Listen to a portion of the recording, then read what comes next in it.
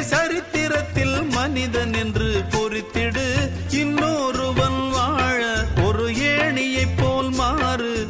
உள்ளம் உள்ள உன்னை இங்கு வெல்லுறவன் யாரு?